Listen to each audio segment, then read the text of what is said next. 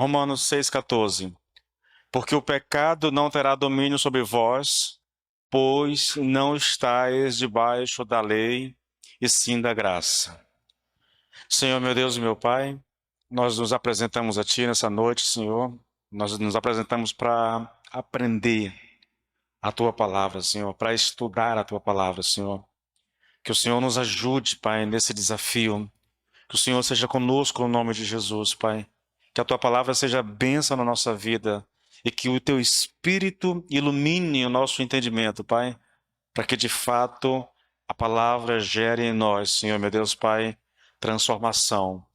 Que a palavra gere em nós, Senhor, meu Deus, um amor mais profundo para contigo e uma compreensão mais correta, mais bíblica da Tua vontade para nossas vidas, em o nome do Senhor Jesus. Amém. Queridos, a gente está aqui terminando a primeira parte essa primeira etapa de Romanos 6, tá? Esse capítulo, eu já disse, ele foi dividido em duas grandes seções, uma que vai do versículo 1 até o 14 e a outra que vai do 15 até o final do capítulo, né? Nós estamos terminando isso aqui e dentro dessa sessão que nós estudamos, nós vimos aqui primeiro uma sessão muito teológica, muito doutrinária, que foi do 1 até o 11. Aí do 12, 13, 14, nós temos aqui uma aplicação prática por causa daquilo que foi ministrado, por causa da doutrina que foi ministrada.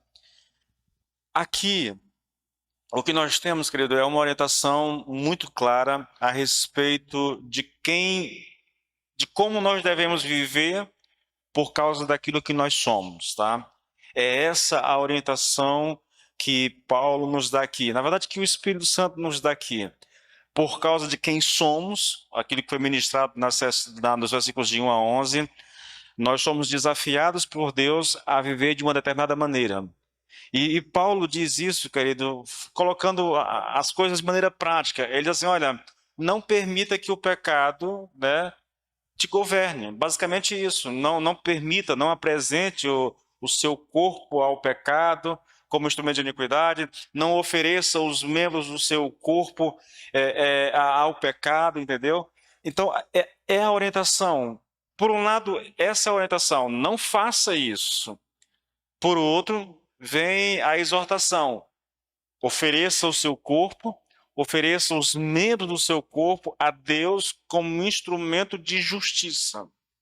Então, é dito a nós, por causa de quem somos, o que nós não devemos fazer e o que nós devemos fazer. Isso é muito claro no texto que nós estamos estudando. Quando ele diz, olha, não ofereça o seu corpo ou os membros do seu corpo ao pecado como instrumento de iniquidade, mas ofereça a Deus, né, como instrumento de justiça. Ele nos dá aqui, ele apresenta aqui uma espécie de razão para isso, né? É porque o pecado, ele diz, o pecado não terá domínio sobre vós, por não estáis debaixo da lei, sim da graça. Então, inclusive eu trago aqui, e eu vou recapitular e fazer uma recapitulação aqui exatamente com relação à palavra porquê nesse texto, tá bom, querido? E eu apresento aqui duas interpretações equivocadas de pessoas que não conseguiram captar direito aquilo que era o ensino e aí interpretar de maneira equivocada. A primeira delas, querido, é a ideia de que esse versículo 14 aqui é uma ordem para que nós não permitamos que o pecado domine sobre nós. Quem entende dessa forma, lê o texto mais ou menos assim, olha, nem tampouco apresentei os vossos membros ao pecado como instrumento de iniquidade, mas apresentai-vos a Deus como vivo dentre os mortos e os vossos membros a Deus como instrumento de justiça, pois não se deve permitir que o pecado tenha domínio sobre vós. Você deve fazer essas coisas, primeiro você não pode permitir, não pode apresentar os membros do seu corpo ao pecado, mas você deve apresentar os membros do seu corpo a Deus. Por quê?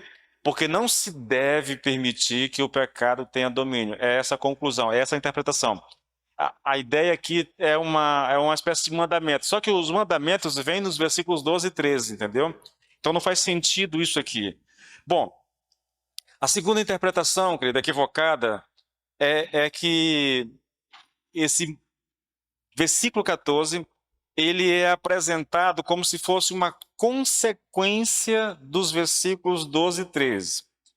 Isso significa que se fizermos o que é dito nos versículos 12 e 13, então o pecado não terá domínio sobre nós.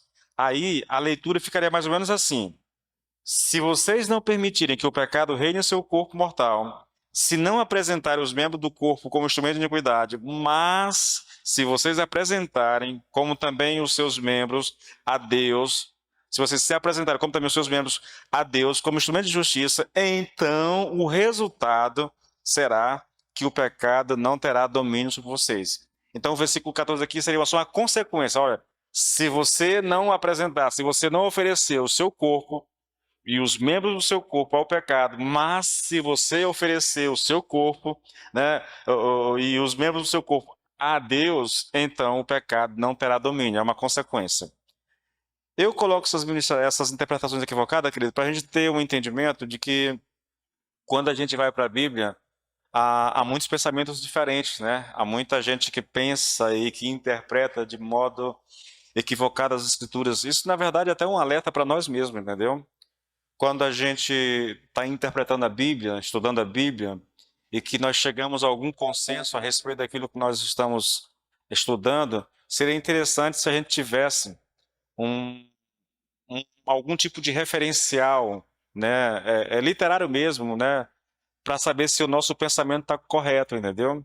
Eu li um texto e eu parei, meditei naquele texto, me debrucei sobre ele, cheguei a uma interpretação. Como eu sei que essa interpretação está certa ou não? Aí, nessas horas, querido, é bom que a gente tenha algum tipo de referencial, né, algum comentário, alguma outra coisa que nos ajude a saber se realmente nós estamos interpretando corretamente. Por que que eu digo isso? Porque só o que a gente vê hoje nas mídias sociais, nos canais de televisão, são pessoas interpretando a Bíblia de maneira equivocada, né? É um perigo, é um perigo. Então a gente precisa ter cuidado. O sentido pretendido do texto é o seguinte, irmãos.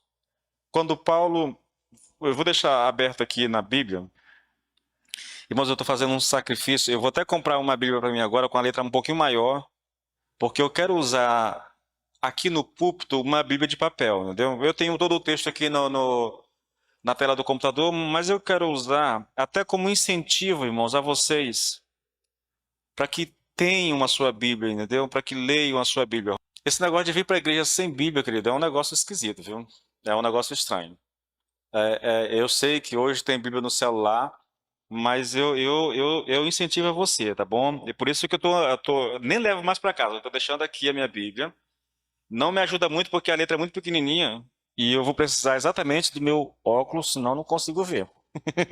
É uma tentativa de incentivar vocês, querido. Quase todo mundo tem Bíblia, né?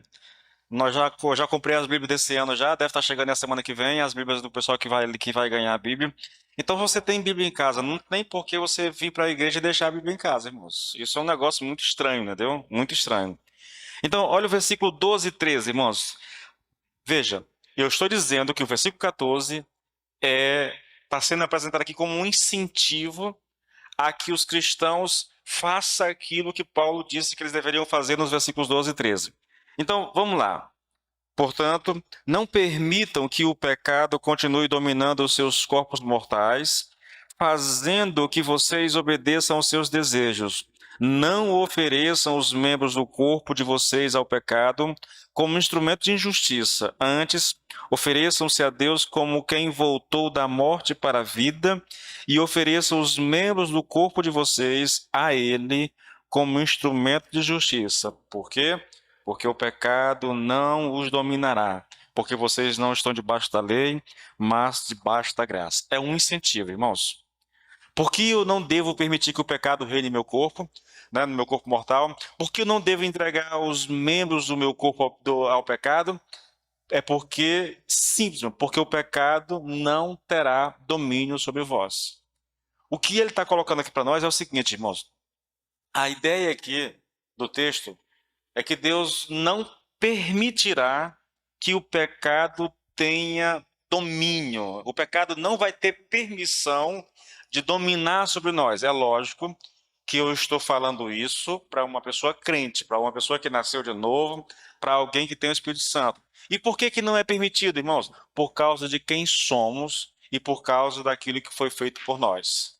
Aí volta-se todos os versículos de 1 até o 11, onde nós estudamos a doutrina bíblica a respeito da nossa união com Cristo, tá bom? Então, assim, o texto diz que o pecado não terá permissão, ele não pode. E nós vamos trabalhar um pouco isso hoje, tá? E eu espero que você consiga entender. Então, daqui eu sigo a ministração de hoje. Em que sentido é verdade que o pecado não terá domínio sobre nós? Que sentido isso é verdade? Bom, a resposta é simples, irmãos. No sentido de que o real propósito e objetivo da salvação é nos livrar total e completamente do pecado. Olha, vou tentar colocar algo para vocês aqui. Quando a gente pensa em salvação, a gente pode pensar em salvação de maneira assim, em três etapas: no passado, no presente e no futuro. Eu já lidei isso aqui com vocês, já trabalhei isso com vocês aqui, né? Então, pensa assim: no pretérito, eu já fui salvo, já fui justificado, entendeu? Fala da justificação. No presente, né, eu estou sendo salvo. Fala de santificação, que é uma luta constante. No futuro, eu serei salvo. Aí eu estou falando aqui de glorificação. Então, esses três tempos verbais aqui para a salvação, todos eles são verdadeiros. Eu posso dizer que eu já sou salvo, eu posso dizer que eu estou sendo salvo, e eu posso dizer que ainda serei salvo. Todas as três colocações estão corretas, porque esse é o ensino bíblico a respeito da salvação. Não dá para você entender salvação só olhando o passado. Não dá, querido, tá bom? Nem só olhando o presente. Então, veja, quando eu falo do passado, eu estou falando da culpa do pecado. Com relação à culpa do pecado, querido, todos aqueles que são filhos de Deus, eles já morreram de uma vez por todas para o pecado. Nós já fomos justificados pelo Senhor, tá? Também, nós já vimos aqui bastante, irmãos, né, de maneira até exaustiva, que todos nós já morremos para o poder, para o governo, para o reino do pecado, né?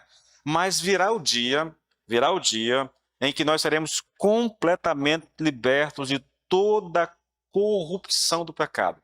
Então, quando eu falo do pecado em três perspectivas, assim como eu falo de salvação em três perspectivas, tá bom?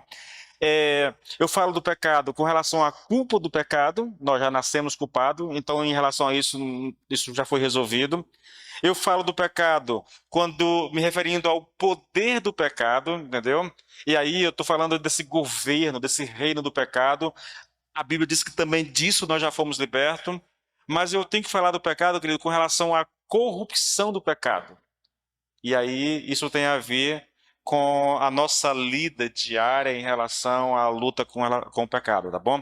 Nesse sentido, nós ainda não estamos totalmente libertos. Por quê? Vocês sabem, nós pecamos ainda. Tá? E enquanto nós estivermos nesse corpo mortal, estamos sujeitos ao pecado, querido. A ideia aqui, irmãos, é que pelo prisma bíblico, irmãos, a realidade da salvação é uma. Eu estou salvo. Eu estou salvo. Eu posso usar esses termos que se usa, mas a verdade é essa. Eu volto aqui a fazer distinção, né, de uma coisa que eu venho trabalhando muito com vocês. Eu gostaria que isso ficasse muito claro para nós. Quando Paulo fala do ser humano, ele fala do ser humano em duas perspectivas. Ele fala dos. Eu vou usar os termos que eu criei para poder facilitar. Se você não vem acompanhando, aí fica difícil, né?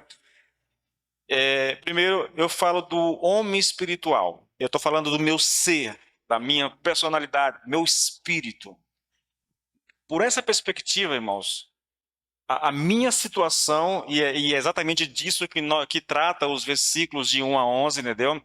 É essa condição do ser humano, essa perspectiva nossa, vista do ponto de vista de Deus, na verdade. Então, eu sou alguém que já morri com Cristo, que foi sepultado com Cristo, que ressuscitou com Cristo, mas na verdade eu sou alguém que estou assentado nas regiões celestiais com Cristo. Essa é a minha condição como crente.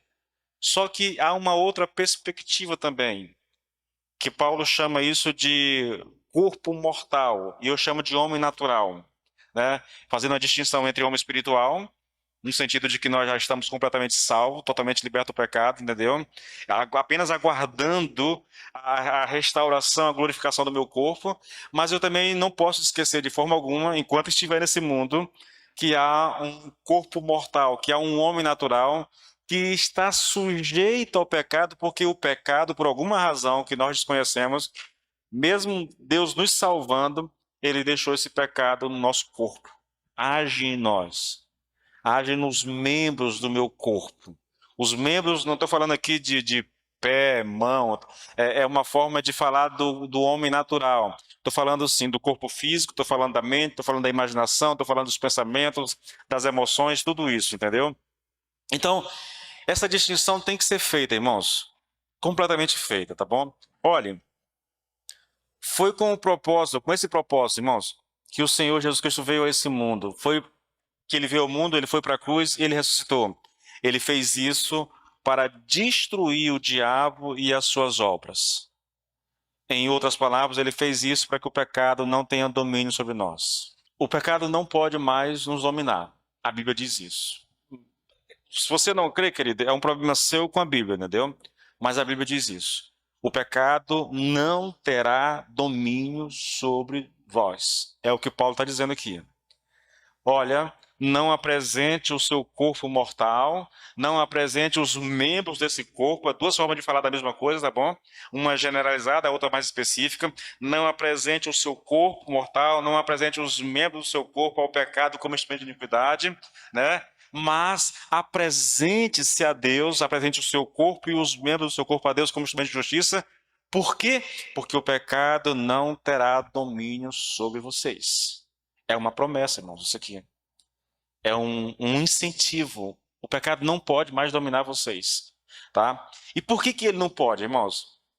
O texto diz, né? Por que o pecado não tem mais domínio, não terá domínio sobre nós? Porque nós não estamos mais debaixo da lei, e sim debaixo da graça. Eu acho que é esse o ponto em que nós precisamos realmente entender e compreender. Veja, Paulo está dizendo, o pecado não tem domínio sobre vós, não terá domínio. Por quê? Porque vocês não estão debaixo da lei, mas estão debaixo da graça. Nós vamos tratar disso hoje, queridos. Nós vamos estudar um pouco sobre isso hoje. O que isso significa, irmãos? Isso aqui que Paulo está dizendo, que o pecado, que nós não estamos mais debaixo da graça, da lei, mas debaixo da graça.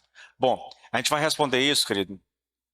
Primeiro, uma resposta bem sucinta, né? E depois a gente vai olhar isso por uma perspectiva um pouquinho mais abrangente, tá? O ensino de Paulo, e aqui a resposta sucinta, é o seguinte, irmãos. Se vocês estivessem debaixo da lei, jamais poderiam dizer que o pecado não teria domínio sobre vocês. Por quê? Porque a lei, ela não foi dada com a intenção de nos libertar do pecado. A função da lei é, na verdade, apontar o nosso pecado. Voltando um pouco à fita, para aqueles que não acompanham as ministrações, em Romanos 5, 21, 20 e 21, Paulo fala sobre isso. Do reino do pecado, do reino da graça. O ensino claro, não só nesse versículo, mas por todo o Novo Testamento, é que aqueles que estão em Cristo, eles foram tirados desse reino do pecado e transportados para o reino da graça. Portanto, eu não estou mais debaixo, né, desse reino de pecado. Esse reino de pecado não tem mais governo sobre minha vida, não tem mais poder sobre mim. Por quê? Porque um dia eu estava lá. Enquanto eu estava lá, o pecado tinha domínio, o pecado tinha poder sobre mim. Mas uma vez que eu estou em Cristo, e porque eu estou em Cristo, eu fui tirado desse reino e colocado no outro, então o pecado já não tem mais domínio sobre minha vida. Eu espero que isso fique claro para vocês, irmãos. Eu não estou mais debaixo da lei. Eu não estou mais debaixo do pecado. Porque eu fui tirado dessa situação. A salvação faz isso. Como eu disse nas devocionais lá no grupo, não é uma coisa que a gente sente, irmãos. Não é uma coisa que nós experimentamos de maneira subjetiva. É uma coisa que acontece conosco. É uma coisa que é feita por nós. E é feito, querido, numa dimensão espiritual. Entendeu? Você saiu do império das trevas, foi transportado para o reino de Deus. Sentiu alguma coisa? Experimentou alguma coisa? Não, absolutamente nada. Nada. Mas, espiritualmente, tua condição já não é mais a mesma. Você não é mais um cidadão desse império das trevas. Agora você é um cidadão do reino.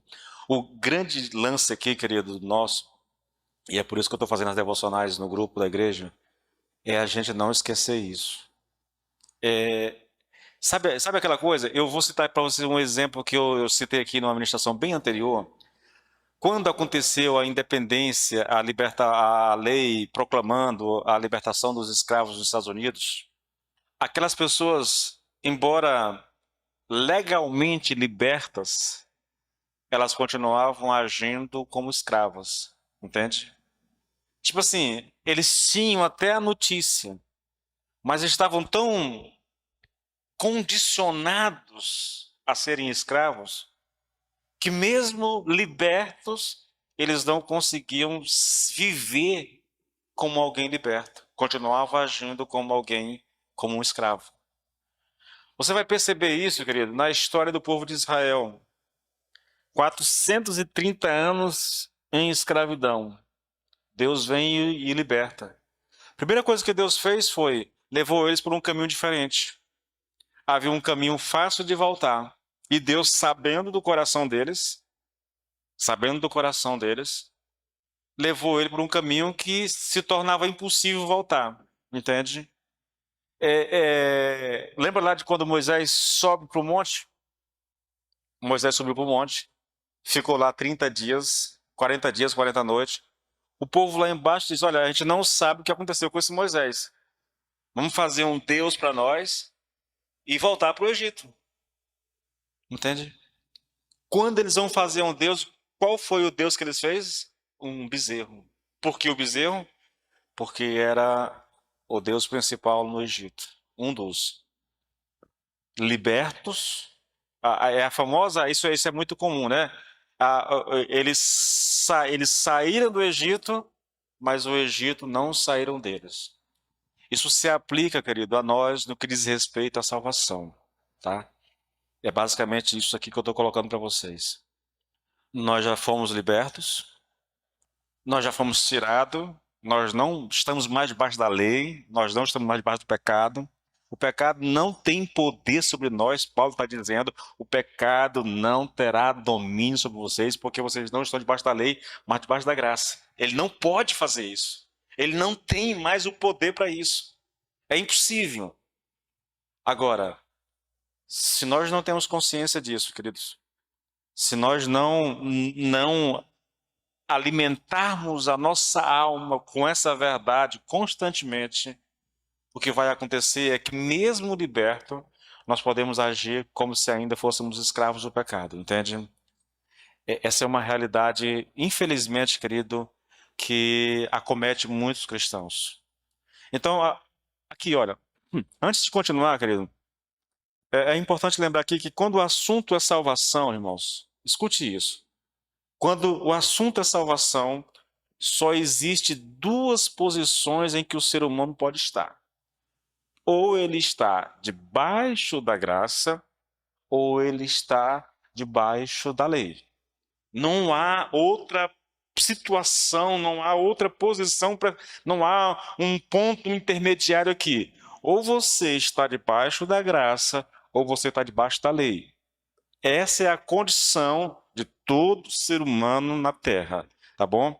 Estar debaixo da graça significa que você tem que tentar justificar-se na presença de Deus por suas próprias ações, pelas suas próprias obras. Isso é estar debaixo da graça.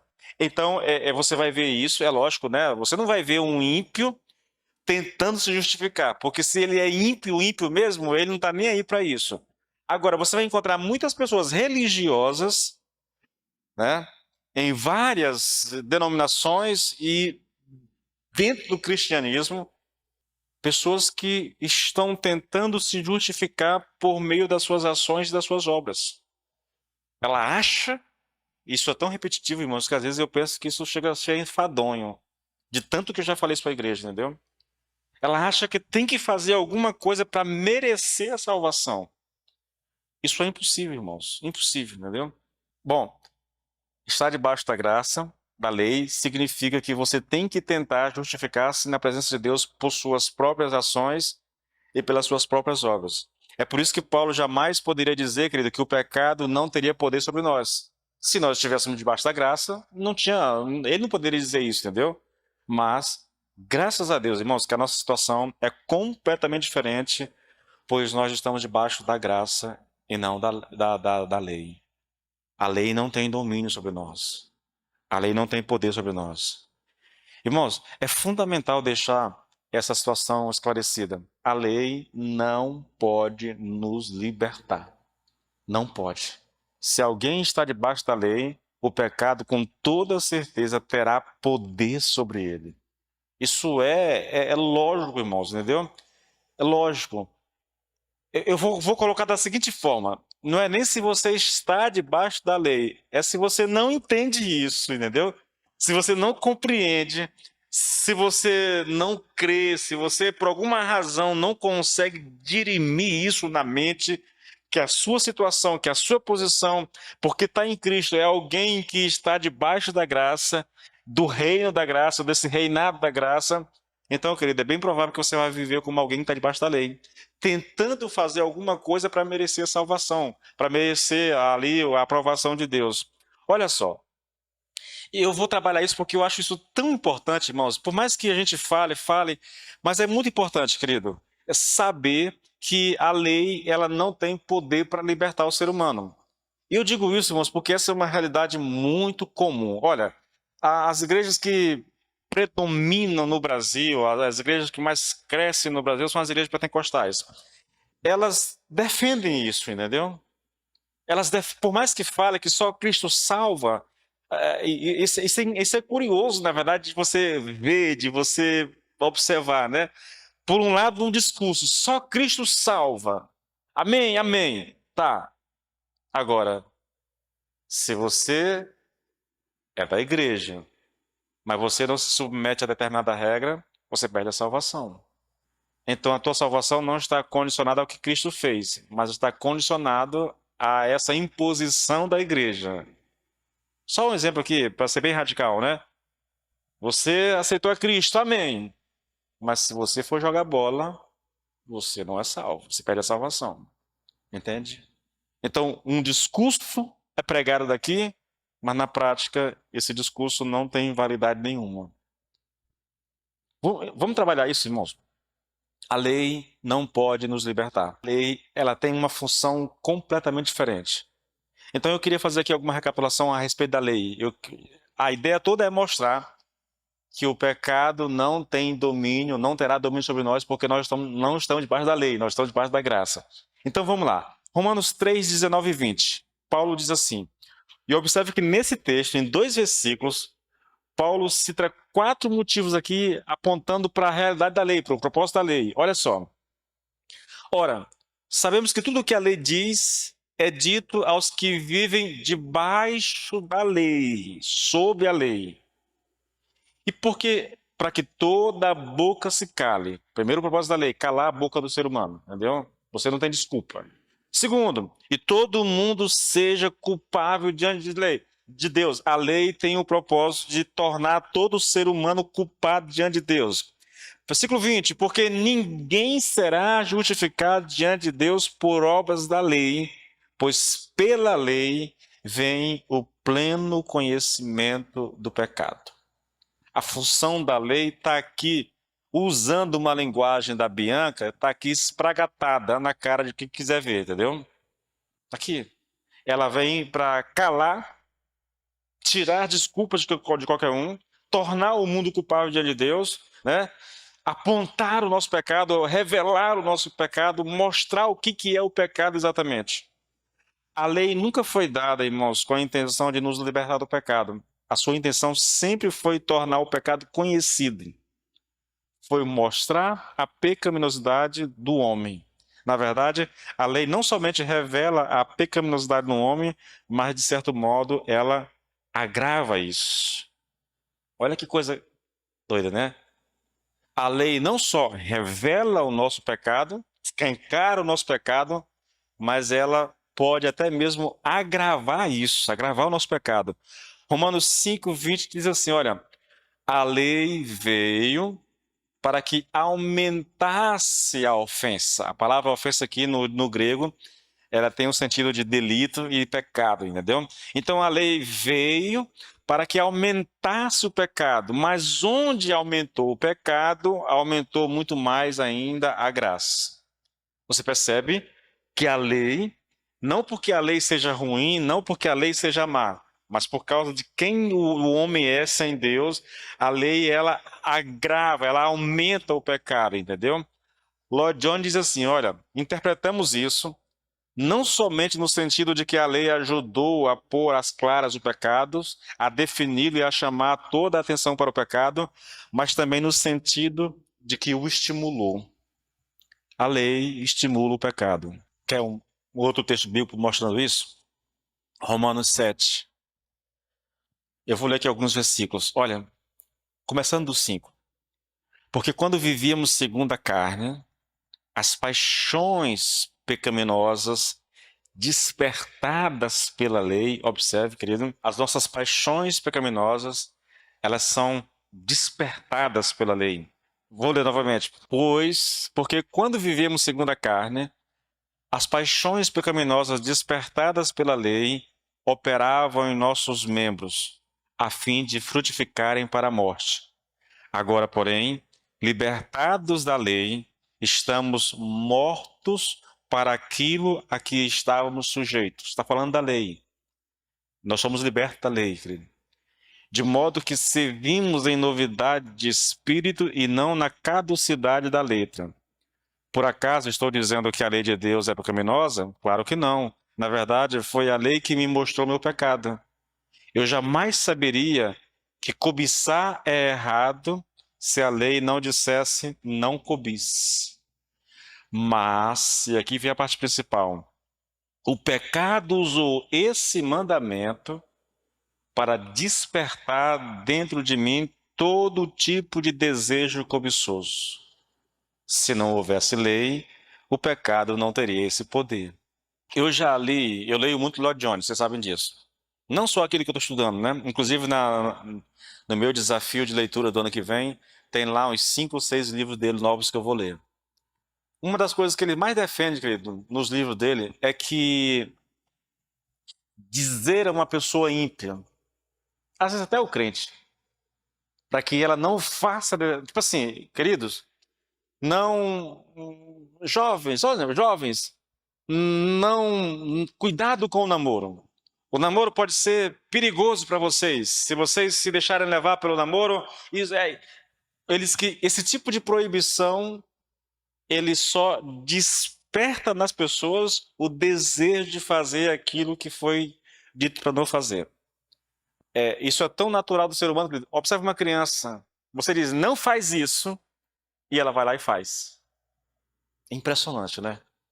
Eu não sei você, mas é muito comum, né? Você está andando em algum lugar, de repente tá lá, a pessoa lá na casa fez lá uma áreazinha, colocou a grama bonitinho, e para proteger a grama ela coloca assim, não pise na grama. Ela está convidando as pessoas a pisarem. Sério isso, irmãos? Por que é assim, querido? Por causa do pecado. Entende? Por causa do pecado. Na verdade, por causa da lei. A lei, ela desperta isso em nós. O que Paulo está colocando aqui, irmãos, é que, tipo assim, olha, eu não sabia que cobiçar era errado, até que eu conheci o mandamento, não cobice. Ele está citando aqui um mandamento, um dos 10 mandamentos, entendeu? Não cobiceis a mulher, a casa e tal.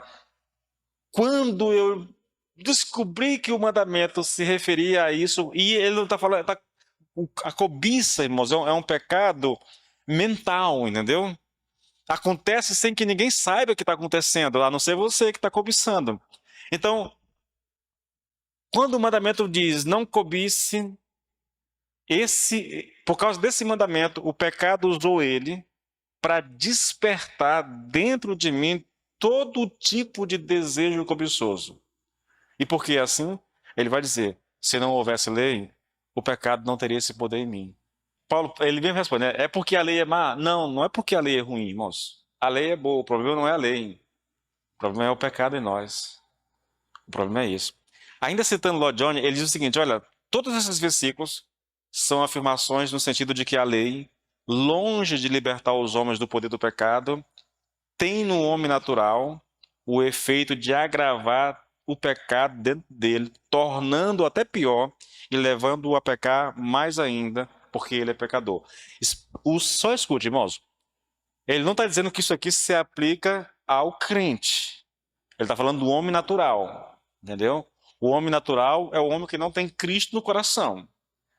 Então, novamente, ele fala muito sobre essa coisa. Ele diz que a igreja, que as pessoas não deveriam pregar moralidade para alguém que não conhece a Cristo. Por quê? Porque ele não tem o poder para obedecer os mandamentos. E o pior, os mandamentos vão instigar nas pessoas o desejo de fazer aquilo que está sendo proibido ser feito, entendeu? Então, essa é uma situação bem delicada, irmãos, que a gente precisa de muito cuidado. Alguém já chegou. Na verdade, eu lembro de uma campanha na televisão, uma época, que o cara usou exatamente essa filosofia, entendeu? Se proibir, né? Se proibir instiga as pessoas a fazer, então não proíba, né? Não proíba. Eu não consigo lembrar, irmãos, a campanha aqui agora, mas foi uma campanha muito inteligente, muito bem elaborada nesse sentido, de usar exatamente essa filosofia, essa psicologia reversa, entendeu? Para que as pessoas fizessem alguma coisa. Olha só, a questão é, irmãos, será que esse ensino sobre o propósito da lei encontra-se apenas em Romanos? Em Romanos? Essa ideia, querido, da lei, de que a lei não pode salvar o ser humano, de que a lei não tem ferramenta para nos ajudar na nossa salvação, nem mesmo para viver em santidade, que a lei ela aponta o nosso pecado, que a lei ela pode até mesmo agravar o nosso pecado, instigando a gente a fazer aquilo que é proibido. Bom, ainda em Paulo, mas não mais em Romanos, nós vamos lá para 1 Coríntios 15 e 56, onde nós temos um texto muito conhecido, irmãos. O aguilhão do pecado é a morte e a força do pecado é a lei. Eu vou ler esse texto numa versão bem contemporânea e depois eu vou tentar colocar isso de forma mais compreensiva ainda para que você entenda o que Paulo está dizendo aqui. Olha só. Eu estou usando aqui, se eu não me engano, aqui é a nova tradução da linguagem de hoje. O que dá à morte o poder de ferir é o pecado. E o que dá ao pecado o poder de ferir é a lei.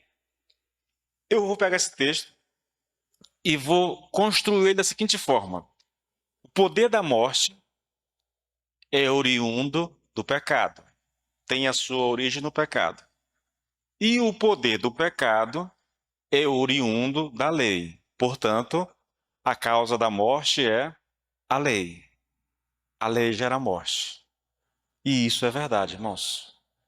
Repetindo, querido, olha, o poder da morte vem do pecado, tá bom? Por quê? A alma que pecar, essa morrerá. Está escrito. Então, o poder da morte vem do pecado. E o poder do pecado vem da lei. Logo, a causa da morte é exatamente a lei. É uma conexão muito simples. Mas isso, na verdade, é só você olhar para a Bíblia. A alma que pecar, essa morrerá. O que é o pecado? É a quebra da lei. É a desobediência da lei. Entende? O mesmo raciocínio, o mesmo pensamento. Olha, Gálatas 3:21. Seria então a lei contrária às promessas de Deus? De modo nenhum. Porque se fosse promulgada uma lei que pudesse dar vida, você sabe, né? A lei, na verdade, ela gera morte. Porque ela traz o mandamento, o homem quebra o mandamento pecando, e porque peca, ele morre, entende? Então, se fosse promulgada uma lei que pudesse dar vida, ou que pudesse salvar, então a justiça seria de fato procedente da lei. Isso aqui é Paulo falando aos Gálatas, no capítulo 3, versículo 21. Tente compreender, irmãos. Seria então a lei contrária às promessas de Deus? De modo nenhum. Por quê? Porque se fosse promulgada uma lei que pudesse dar vida, que pudesse salvar, Então a justiça ou o meio de salvação aqui seria procedente da lei. Mas é assim que funciona? Não. O meio de salvação é Jesus e não a lei. E agora que é a pergunta, né? Sabe o que Paulo está ensinando? Se nos fosse possível obter justiça pela lei, ou se fosse possível sermos salvos pela lei, Deus teria dado essa lei e nunca teria enviado o seu filho do céu à terra e muito menos à cruz, né, para morrer. Vocês entendem? Quando Paulo diz assim, olha, eu vou resumir isso aqui já já. Quando Paulo diz assim, olha, porque o pecado não terá domínio sobre vós, porque nós não estamos debaixo da lei, mas da graça. É importante que a gente compreenda isso, irmãos. Estar debaixo da lei significa a tentativa de merecer salvação obedecendo à lei. O problema é que a lei ela não foi dada ao ser humano para que alguém fosse salvo por ela. Porque se fosse assim, como diz aqui Paulo em Gálatas, Jesus não teria vindo a esse mundo, ele não teria morrido na cruz, ele não teria ido ao túmulo. Se fosse possível ser salvo por meio da lei, então ele jamais teria vindo, irmãos. Como não é possível, ele teve que vir.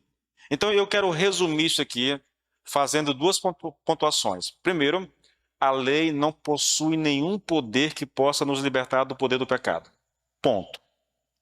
Qualquer tentativa, irmãos, de merecer alguma coisa de Deus por meio da obediência a algum mandamento. E interessante também, querido, que quando o Lloyd Jones interpreta a lei aqui, nesse texto do versículo 14, ele não está se referindo apenas à lei mosaica. Ele se refere a qualquer tipo de lei, da lei como princípio, entendeu? Então, se essa lei, querido, essa capacidade do ser humano de obedecer a alguma coisa, isso não pode, não tem poder para nos libertar do pecado, irmãos. Não tem. Primeiro, porque a gente nunca consegue. Isso é incrível, né, irmãos? Olha, ao testemunho negativo, né? Você sabe que aqui não tem sinal de trânsito, mas Imperatriz, na cidade de Maior tem. Tá lá. O verde é siga, né? O vermelho é pare. E o amarelo, qual é? Hã? Atenção. Só que quase todo motorista tem no amarelo o quê? Um acelere para dar tempo passar antes de fechar. Não é assim que a gente faz? Raramente, quando você está andando aqui que tá no sinal verde, né? Aí ele mudou para o amarelo, em vez da pessoa parar o carro e esperar, o que que ele faz? Ele acelera para passar antes do vermelho abrir. Entende? É uma tendência do coração humano, irmãos, quebrar princípios, quebrar leis. É uma coisa assim maligna mesmo, sabe? Maligna. É impressionante a capacidade do ser humano de desobedecer. Impressionante, irmãos. Em coisas bobas, em coisas simples, nós temos dificuldade de obedecer. Eu acho isso, querido, uma das coisas assim, mais chocantes na natureza do ser humano, entendeu? E olha que eu não estou falando aqui apenas de pessoas que não conhecem a Cristo, estou falando do ser humano mesmo, do crente. Irmãos, é impressionante, querido, se não fosse a graça de Deus, se não fosse a misericórdia de Deus, irmãos, nenhum de nós jamais alcançaria salvação, querido. Jamais. Porque a gente é capaz de quebrar princípios, de quebrar lei em coisas bobas, desnecessárias. Na verdade, são coisas que nem explicar a gente consegue, entendeu? Isso é da natureza do ser humano, irmãos. Da natureza do ser humano. Então a lei ela não possui nenhum poder, irmãos, para nos libertar do pecado. E a razão é muito simples. Ela não foi dada com essa finalidade, entendeu? O propósito da lei é mostrar ao ser humano o que ele tem que fazer. É só isso, irmãos. O propósito da lei é te mostrar o que você tem que fazer. Pegue a Bíblia, irmãos. Veja o tanto de citações a respeito de oração. Orar sem cessar, orar em todo o tempo, né? Buscar, e aí pedir, dar-se-vos-á, e vai lá. Muitas. O que está acontecendo ali? Deus está mostrando para nós o que a gente tem que fazer. Pegue, por exemplo, a Bíblia no que diz respeito à instrução que nos é dada para ler a palavra de Deus. Irmãos, há um salmo, Salmo 119, são praticamente 176 versículos num único salmo, irmãos, onde quase praticamente todos os versículos apontam para a necessidade que nós temos de conhecer, de amar, de estudar, de ler a palavra de Deus. Aí você pode pegar muitos outros textos na mesma perspectiva. O que está acontecendo ali? O Senhor está nos mostrando o que nós temos que fazer. É isso. A lei faz isso. Ela te mostra o que tem que ser feito. O caminho que você deve trilhar. Por que nós não conseguimos, irmãos? Muitas vezes nem nós crentes, por causa do pecado em nós. Ao revelar, querido, o que Deus requer do homem, a lei mostra a nossa pecaminosidade, pois só assim é possível perceber a rebeldia no coração do ser humano e a distância que separa o homem de Deus. A lei diz o que Deus quer de nós. É isso. E quando nós olhamos para nós mesmos e para a maneira como nós vivemos a nossa vida, nós percebemos que, primeiro, esse espírito de rebeldia, e segundo, essa distância que nos separa de Deus. Por quê? Porque eu sei o que Deus quer de mim, mas eu não consigo fazer isso. Ou às vezes eu não quero fazer isso, que é a parte mais delicada, né? Nós não queremos fazer. A segunda ponderação aqui, a segunda pontuação é: a lei, ela é desanimadora, irmãos, porque ela revela o caráter de Deus. Se por um lado a lei revela o caráter de Deus, por outro ela revela também o nosso caráter. Esse conflito, irmãos, entre o que nós somos e o que nós gostaríamos de ser, muitas vezes é desanimador. Eu olho para a minha vida, eu consigo sondar a maneira como eu estou vivendo, e eu olho para o caráter de Deus, expresso na palavra, expresso por meio da lei, e eu percebo essa distância, esse abismo que existe entre aquilo que eu sei que eu sou e aquilo que eu gostaria de ser, que é exatamente refletir esse caráter de Deus, entendeu? Viver de acordo com a vontade de Deus para a minha vida. Agora veja, irmãos, aqueles que estão em Cristo, querido, aqueles que estão em Cristo, ainda que muitas vezes você se sente esse abismo que nos separa, entendeu? Ainda que nós nos sentimos desanimados por não ser tudo aquilo que gostaríamos de ser, nesse sentido, querido, há uma bênção. Qual é? É que mesmo estando separado, a lei ela não tem mais poder de condenação. Porque a função da lei é exatamente essa, irmão, condenar. Quando a lei me diz o que eu tenho que fazer e eu não faço, eu estou me colocando debaixo de condenação. Não tem como, tá bom? Eu não sei se você consegue entender, irmãos, mas uma coisa é eu conhecer a palavra, e eu até acho, às vezes, querido, que muitas pessoas não gostam de ler a Bíblia por causa disso, por causa do choque que é, entendeu? O que é a Bíblia, irmãos? A Bíblia é a verdade de Deus, é a vontade de Deus revelada para mim.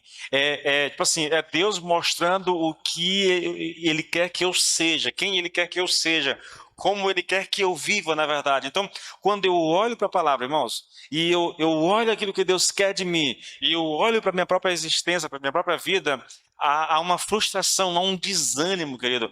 Graças a Deus, querido, porque o que Cristo fez por nós, por causa da graça do Senhor Jesus Cristo, de nos salvar, nós não estamos mais debaixo dessa lei. Tipo assim, eu posso até perceber a distância, eu posso até sofrer porque eu não sou aquilo que eu gostaria de que fosse, mas pelo menos, querido, não há mais a condenação. A lei não pode mais me condenar, a lei não pode mais me lançar nas trevas, entendeu? De forma alguma. Por quê? Porque eu estou em Cristo. Porque eu estou em Cristo. Esse é o motivo, querido, de Paulo dizer que o pecado ele não tem poder sobre nós. Porque a nossa situação ela é completamente diferente agora, entendeu? Antes eu estava debaixo da lei e por causa disso, irmãos, o pecado exercia esse governo maligno sobre nós. Agora Nós somos libertados do pecado, nós fomos libertados dessa condição. A lei não tem mais esse poder de nos condenar. Olha o texto, irmãos, Romanos 5:21. Olha, portanto, assim como o pecado reinou sobre todos e os levou à morte, agora reina a graça que nos declara justos diante de Deus e resulta na vida eterna por meio de Jesus Cristo, nosso Senhor. Antes, nós estávamos debaixo do reino do pecado, mas agora em Cristo nós estamos debaixo do reino da graça, irmãos. Essa é a bênção. Esse é o entendimento que todo cristão deveria de ter, irmãos. É uma questão de posição, querido. Eu não sei como é que eu te coloco isso para você, irmãos, mas é uma questão de posição. É a verdade de Deus a respeito de nós, a respeito de você, entendeu? É a maneira como Deus te vê, é a maneira como, tipo assim, o sacrifício de Jesus Cristo te propiciou, te colocou nessa situação. Qual é a situação? Não mais escravo da lei, não mais debaixo da lei, não mais condenado pela lei, mas agora debaixo da graça de Jesus. Salvo, mesmo não merecendo, mesmo vivendo em condição, muitas vezes, querido, condição de aborrecer Deus, ainda assim salvo, ainda assim liberto, não por causa de mim, não por causa de obra, não por causa de alguma bondade do meu coração, mas por causa do que Jesus Cristo fez por nós na cruz do Calvário, querido. Nós não estamos mais debaixo da graça, da lei, irmãos. Nós estamos debaixo da graça. E o propósito da graça, irmãos, é anular, é destruir as obras do diabo em todos os aspectos e de todas as formas. É por isso que o pecado não terá domínio sobre vocês, pois vocês não estão debaixo da lei, mas debaixo da graça, irmãos. Como a graça destrói as obras do diabo, irmãos? Introduzindo uma nova aliança, ou seja, um novo acordo entre o homem e Deus. Havia um acordo passado, querido. Nesse acordo passado, o homem estava sujeito à lei. Agora Deus introduz um novo acordo. Tá? Qual é a distinção, irmãos? Eu vou apenas ler o que está aqui para finalizar. Qual é a distinção entre essas duas alianças? As duas alianças, querido, aqui é a aliança mosaica, né? E essa aliança em Cristo. É a condição do homem sem conhecer a Cristo e essa condição do homem em Cristo. Olha só, veja o que diz a antiga aliança, irmãos, e veja como que é colocada as coisas. Levíticos 18:5. Portanto, guardem os meus estatutos e os meus juízos, aquele que os cumprir, por eles viverá. A ideia é simples. Está aqui os mandamentos. Cumpra e viva por ele. Isso está em Ezequiel 21:11, irmãos. Dei-lhes os meus estatutos e lhes fiz conhecer os meus juízos, pelos quais o ser humano viverá se os cumprir. Romanos 10:5. Pois Moisés escreveu a respeito da justiça que vem da lei. E o que diz a justiça que vem da lei? Viverá aquele que fizer o que a lei manda. Ou então Gálatas 13:12. Mas a lei não tem nada a ver com a fé. Pelo contrário, como diz as Escrituras, viverá aquele que fizer o que a lei manda. Para a aliança antiga, irmãos. A aliança da lei, querido, vista por essa perspectiva, né, pela perspectiva de que somente aqueles que cumprem a lei serão salvos, é na verdade uma maldição, pois ninguém jamais conseguiu tal proeza. Escute só uma coisa que eu vou te dizer, irmãos. Não é que Deus estabeleceu um meio de salvação através da lei, e depois ele estabeleceu um outro meio de salvação que era por meio da graça. Não existe isso, tá bom? Não existe isso. Não é exatamente esse o ensino aqui, tá? Primeiro, já disse a vocês, a lei não foi dada com o propósito de salvar. Não foi dado com o propósito de salvar. A lei foi dada com o propósito de apontar o nosso pecado. Você não vai achar em nenhum lugar a ideia de que a lei foi dada para salvar o ser humano. Paulo diz isso em Gálatas. Se fosse assim, Cristo não teria vindo, tá bom? Mas isso não anula, querido, essa ideia, tá, repetitiva, tanto no Velho como no Novo. Se você cumpre, você viverá por ele. O problema é que ninguém cumpre. E nesse sentido, a lei é uma maldição. Por quê? Porque ninguém é capaz de cumprir a lei. Ninguém. Agora, o que diz a nova aliança, irmãos? Só 2 textos para encerrar isso aqui. Hebreus 10, 16 e 17. Esta é a nova aliança que farei com eles. Depois daqueles dias, diz o Senhor, porei as minhas leis em seus corações e as escrevereis em suas mentes. E acrescenta, dos seus pecados e iniquidades não me lembrarei mais. Está falando de perdão, querido. Está falando de graça. Romanos 5,10. Se quando éramos inimigos de Deus, fomos reconciliados com Ele mediante a morte do seu Filho, quanto mais agora, tendo sido reconciliados, seremos salvos por sua graça. Mais uma vez, querido, eu era inimigo e Jesus morreu para me salvar. Entende? Não tem essa coisa de obediência à lei, nada disso. Irmãos, a salvação foi me dada por causa do que Jesus Cristo fez na cruz do Calvário. Ou então, irmãos, Gálatas 3,13. Cristo nos redimiu da maldição da lei quando se tornou maldição em nosso lugar, porque está escrito, maldito todo aquele que for pendurado no madeiro. A maldição da lei, irmãos, é a incapacidade de se obedecer à lei na sua totalidade. Por isso, a necessidade de uma nova aliança. Uma aliança que foi ofertada gratuitamente aos que estavam debaixo da lei e que nos libertasse dessa condição, querido, e nos colocasse debaixo da graça. Foi exatamente isso que Cristo fez por nós na cruz do Calvário. Olha, irmãos, eu acho que não existe. É por isso que o Evangelho é chamado de boas novas, entendeu? Esqueça a ideia de obediência à lei para ser salvo. Esqueça a ideia de seguir princípios, regulamentos, essa coisa toda. Nada disso, irmãos. Salvação é de graça. É de graça. Cristo me oferece salvação. Por isso Paulo diz, o pecado não terá domínio sobre vocês. Por quê? Porque vocês não estão debaixo da lei. Se tivesse, estava todo mundo ferrado, mas nós não estamos mais. Nós estamos debaixo da graça, de favor imerecido, de amor, irmãos, de amor incondicional. Incondicional. Isso que caracteriza a nossa salvação. Tudo isso por meio de Jesus Cristo que morreu na cruz no nosso lugar.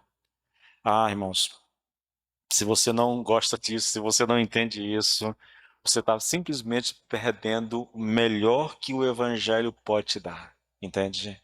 O melhor. Não há nada que se compare à grandeza daquilo que Jesus fez por nós. Não há nada que substitua isso. Qualquer pessoa, irmãos, que não entendendo a graça, não entendendo a mensagem de Cristo e se